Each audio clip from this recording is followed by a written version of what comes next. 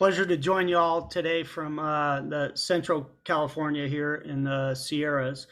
And I want to thank you folks who identified and let us know that you're visiting. I appreciate the 15 months. I just got to tell you, my hat's off to you at 15 months. It just, I hear those words and I think about what that was like for me at 15 months.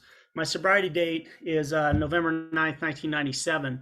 So I've got some years in this program, and I say that only to say that the vision for you that Karen just read, those words rang so true to me in my deepest, darkest struggles with sobriety and trudging the road to happy destiny. I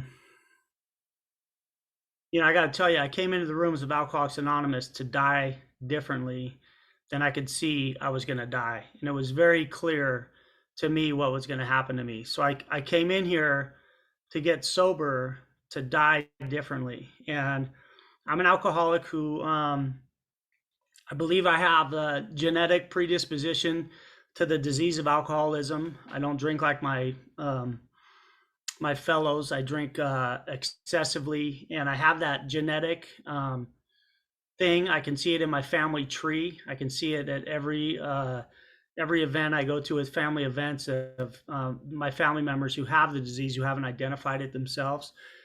But I have it, and it was a thing that changed the way I felt immediately with alcohol. And that's what I sought it for, is to change the way I felt, I started drinking at a very young age as a boy, because alcohol was a social event in my family. I was born in San Francisco, raised in the Bay Area. My dad was a cop in the city, second generation cop. And I had this Irish Catholic thing coming out of the Excelsior district in San Francisco. And, alcohol was just a social norm in my household. So, we had alcohol, and that's why when I went and took my first drink off the half-empty cocktail left on the living room table as my family migrated to the dining room for dinner, I started feeling different. I was a kid who had terribly low self-esteem, and I was always trying to measure up to what I thought my dad wanted me to be, and felt like a fraud. I felt like God had left a component out of me. I had all the things that the man in the box things. I work with men a lot, and I had every one of the components that led to a young boy thinking that I was damaged goods, that God didn't have a place for me, and that I didn't have a place in my family, that I didn't fit. And I left home at 14 and never went back. And none of that makes me an alcoholic. What makes me an alcoholic is the genetic predisposition that I had to change the way that I felt, and then the mental obsession that took off once I took that first drink.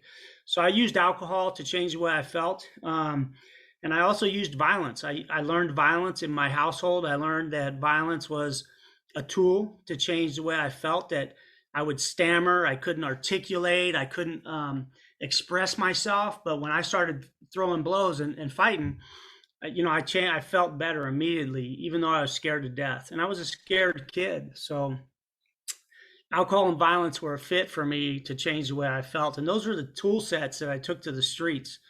I grew up in a middle-class home, and I wasn't going to be there because I was done with my dad putting his hands on me. And the tools that I took to the streets led me into the system. I'm going to give you just the nutshell version, but by the time I was 21 years old, I had shot a man to solve a problem, and I killed him. And I was convicted of second-degree murder, which was an appropriate verdict, and I was sentenced to 17 years to life in state prison in California. I had just turned 21 years old, and I went to San Quentin to die the convict death. And the only thing I knew about San Quentin and prisons was, what I saw on TV and what I heard from the guys in my county jail going in and out of the county jail who were coming from San Quentin. And they told me that I was never going to get out of the joint. And so I went in there and set my bar high. I was going to be the best convict I could. And I didn't play well with others. My disease progressed in prison. And I when I say it progressed, I used other substances were a part of my story. And I am an alcoholic, you guys. I got to tell you, I qualify as an alcoholic. And I come to the rooms of Alcoholics Anonymous, and I had an old timer in AA describe other substances as condiments to his disease. Like the hot dog is, and then you lace it up with ketchup, relish, mustard, and other substances were always a part of my drinking. So I would I would take other substances, and it was the disease of alcoholism that got worse. So when I went into prison, my disease got worse. I did other substances that I had never done before, and my violence increased. I was in a cauldron of heat in San Quentin. I was in this cauldron of ego of angry men who were really hurt guys who didn't know how to handle hurt, man. None of us knew how to handle hurt very good. And remember, I was a guy with low self-esteem, man. I was scared to death, and I was a fraud. I was always trying to pretend I was a tough guy, and I was just scared to death. And for me, I got worse. I even spent a year in the hole for hurting other convicted killers. My violence progressed. And it wasn't until about 9.5 years into that life sentence that my sister showed up to the prison visiting room with a baby girl. And she handed me my niece, Sarah. And, I was not expecting the emotional response to a child. I didn't know babies. I had never had any that I knew of. Not that wasn't a possibility in my drinking. I mean, it could have happened. I don't know. But I had this baby, and she was just this perfect little ball of fat, man, and innocence, and it looked like she had a rubber band around her elbow and her wrist, and she looked like Popeye forearms, and she was these fat, chunky thighs, and this, beautiful little child that was innocent. And I was having, what we look at as a spiritual, conflict with God, man, because I knew God didn't have a place for me. And when I committed murder, I felt like the gates of heaven were shut on me forever. I was more condemned than I had ever felt in my life. And I knew that there wasn't a place for me. But here was this child that was perfect and innocent and brand new. And she smelled new, man. Little babies, they smell different, And they're just like, it's this thing that was just awesome. And my sister asked me to be the godfather to this kid. And I couldn't fathom that. I was an alcoholic. I was a murderer. I was a liar. I was a thief. I was a cheat. And she said, "No, man, you're the guy. Like you gotta be the godfather to this child, And I left that visiting room, and I walked the yard kind of stunned, like I had took a chin shot. And I'm looking around the yard, and I can remember clearly taking an accountability of lifers. The guys that were with me Thanksgiving after Thanksgiving after Thanksgiving, like not the short timers who were coming in and out. I was paying attention to my homeboys that were with me year after year through everything. Like we were there together. And what I saw in 1997 was lifers were getting out of prison in California in one of three ways. And they were getting shot to death by prison guards, they were getting stabbed to death by convicts, or they were overdosing. And I could clearly see that one of those three was going to be the legacy that my niece had to tell of her Uncle B. My nieces call me Uncle B. And so it was clear as day to me, man. Like that was the ticket. I was going to get shot to death, stabbed to death, or overdose. And I thought maybe if I did something different, I could die differently. And there was a guy who came out of New Folsom Prison with me, the level 4, and we landed in this level 3, this medium security prison in Jamestown in 1995. And anyway, Steve and I rode out of the bus together out of Folsom Prison. And Steve was a heavy hitter. He was doing 27 years to life. And Steve had some kind of a peace about him that I did not have. And I got to tell you, when we got out of Folsom, we both got on that bus and we looked at each other and we breathed a sigh of relief, man. We were like, man, we made it. It was like we're getting out of this place where we were watching our friends die, getting shot, getting stabbed. Like it was a violent place, and we were like getting out, and we were going to a medium custody prison.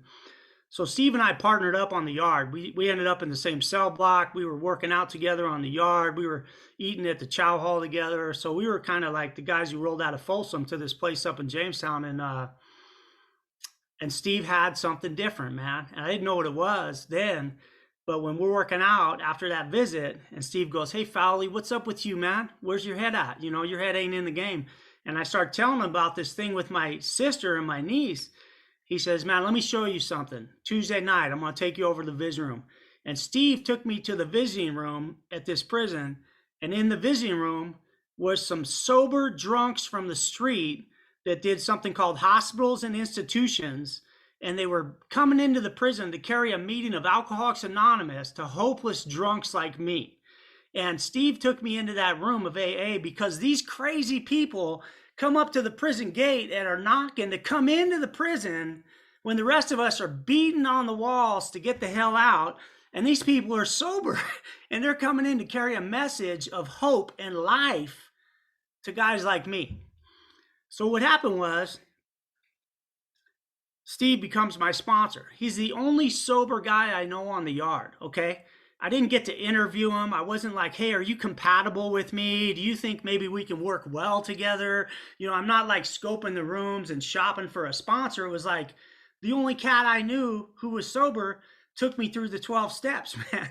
And all we had was a big book. We didn't have Zoom meetings. We didn't have meeting makers make it.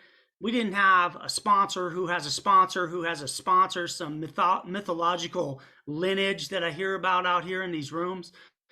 I had Steve, man, and I had a big book of Alcoholics Anonymous. And I had one meeting of Alcoholics Anonymous twice a month. That's what I had. And I worked those 12 steps like my breath depended on it. I worked those 12 steps because I wanted to die differently. And I got to just say that, man. I didn't come in here to get her back, to get the judge off my back. I was doing life in prison and came in here to die differently. And this Alcoholics Anonymous program, people like you tricked me into living a life sentence when I thought I was going to die of a life sentence, okay?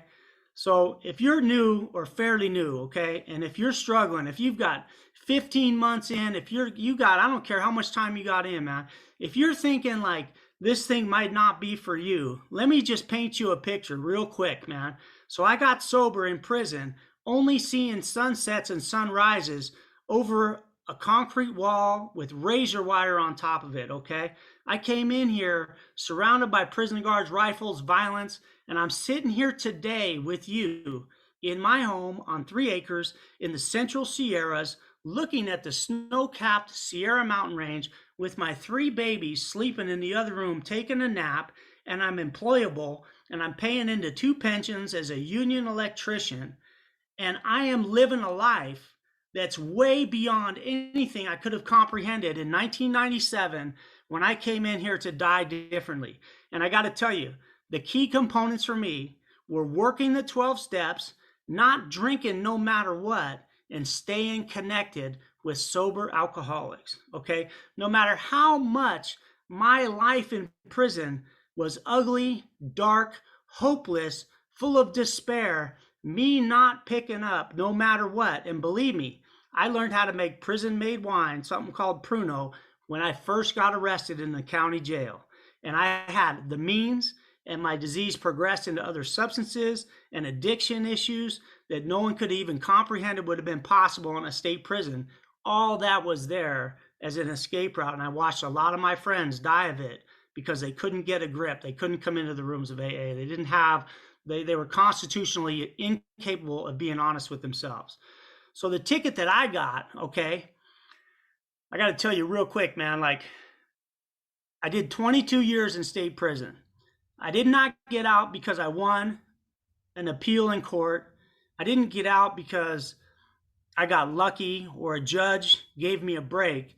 I went through the system in California the way it was designed to do, and I went through something called Board of Parole Consideration hearings. And I got my teeth kicked in for a lot of years before they finally said, "You know what, Fowler, you're ready to get out of here, man, and we endorse your release." And I was released from prison in 2011, okay? It's been 10 years now since I've been out of prison. And I went in when I was 21 years old, and I came out of prison when I was 43 years old, okay? Just trying to do the math on that, right? It's 22 years and 3 months that I spent in prison. And I come out here, a 43-year-old man, and I took a minimum wage job at 43 years old. And I roll into this motorcycle shop because I'm helping a friend look at a motorcycle he's trying to sell. And turns out we're having a conversation with the owner of the shop, and he's talking about needing somebody with some work ethic.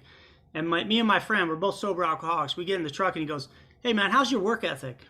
And I'm like, "Nah, he ain't talking about me, man. Like, I haven't worked on a motorcycle in a long time." He says he's looking for work ethic.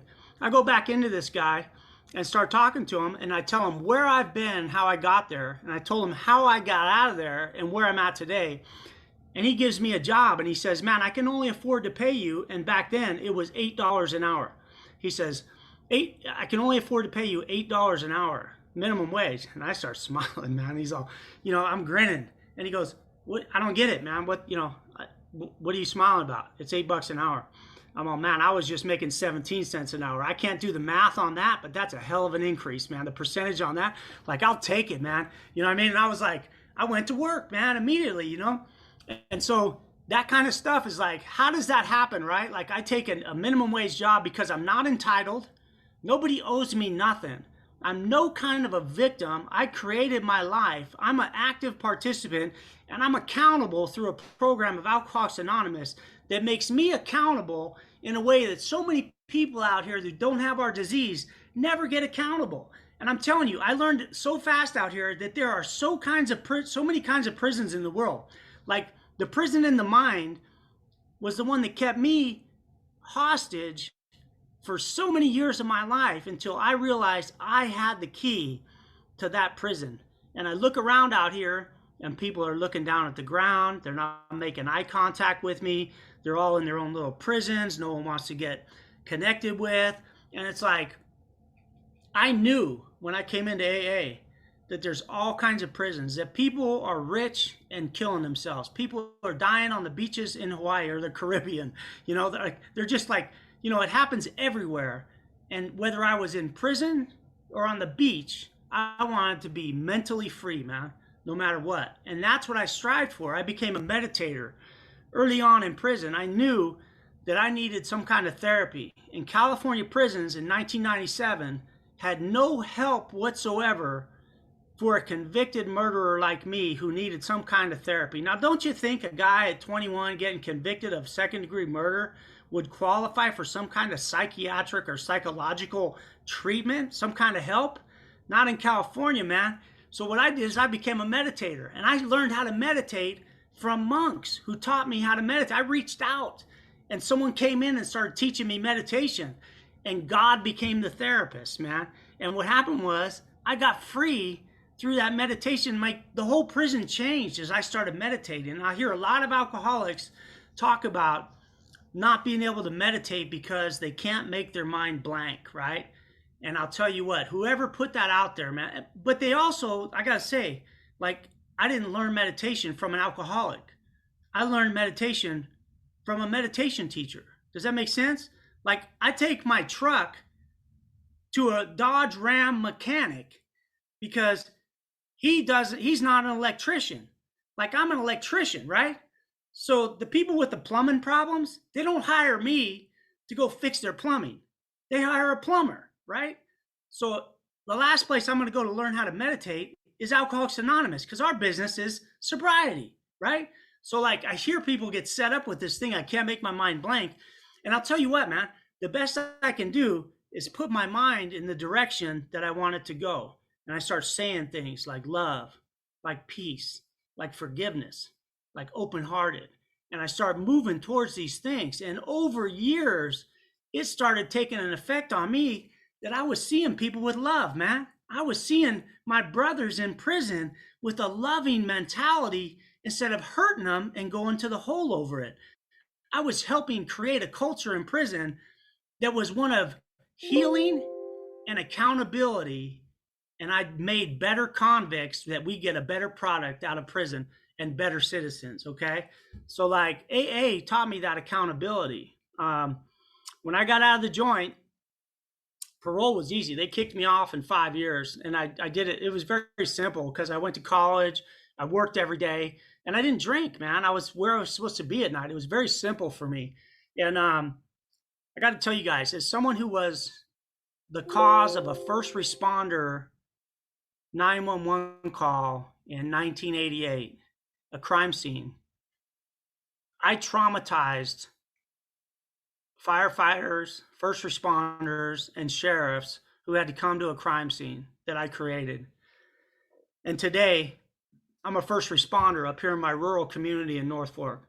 I went through the fire academy for Madera County, and I became a firefighter here, and I'm a first responder. And I'm the guy who gets to show up when people are having their worst day today. And if I can just show you the importance of that is the full circle thing that gets to happen in Alcoholics Anonymous if I stay sober and I stick around and I stick to the book and I stick to my sponsor and I'm in the crew. The things that take place, who could have imagined that I would be a first responder, man? You know, that they'd let me drive a fire engine. They trained me how to drive their rigs and they gave me the keys, man. It's like I'm the guy who gets to do that today because I participate in my community, because I'm a sober member of AA and I learned about community in the rooms of Alcoholics Anonymous. Okay. So, you know, that's one of the phenomenal things when we talk about don't leave before the miracle happens. You know, Charlotte, if you got 15 months in this deal, man, you know, if you got, you know, Trish, if you got some time in 15 months, if you got, you know, if you're struggling, man, you got no freaking idea how good this thing can get. If we just hold the path and deal with this thing like the vision for you, the freaking promises come true, man. I'm a product of it. I don't deserve this. I don't deserve to be here. This is the bonus round. You know, it's like I am accountable to make every day count. I'm accountable to show up every day and make people's lives better. I'm that kind of an alcoholic that I screwed so much stuff up that AA gave me accountability to show up. When I'm making amends, man, like I can't just like, Steve didn't say, go write some letters home to mommy and daddy and say you're sorry. He's like, hey, go fix that guy in the yard that's afraid of you. Like you need to make him feel as whole as you possibly can. I'm a fan of restorative justice. I'm a student of it. My graduate work is in restorative justice, peacemaking and conflict studies. My bachelor's, my undergraduate was in criminal justice administration with a human service focus. And so like what Steve made me do was try to make people as whole as I possibly can in my amends. And so that was like such a proactive way for me to work amends in prison where there's things that I can't never fix, man. There's damage that I've done that I can't never get right, you know? How do I come to terms with that? I always do stuff for kids who don't have a dad. I always do stuff for kids who are in a tough household. I always do stuff for, you know, the fringe element of society because I owe it to my sobriety. And I don't know if I keep it if I don't keep showing up. So as a sober member of Alcoholics Anonymous, if any of you people who like identified new to this meeting, first of all, thank you for being here. Thank you for sharing some time with me on a Saturday. And second of all, man, you got no idea how good this thing gets, man. Give yourself a break and stick around because I'm not supposed to be here. Statistically, I was supposed to be dying in a prison cell or dying on a prison yard in California. And I'm sitting up here in the Sierras, resting and relaxing on my day off, you know? And so I'm a satisfied customer. I'm a satisfied customer of the big book of AA because that's where it comes from. I'm a satisfied customer of a vision for you. I'm a satisfied customer of the 12 steps of Alcoholics Anonymous. I don't buy into the mythology. I don't buy into the little subsets and subgroups that happen out here. It's straight out of the big book for me and those 12 steps that have given me my sobriety. I'm a satisfied customer, guys. Pleasure to be here with you guys. Thank you for having me, Donna. Great to see my girls, Carol and Giselle. I love you guys, and I love seeing fresh faces. Thanks for having me. My name's Brian, and I'm an alcoholic.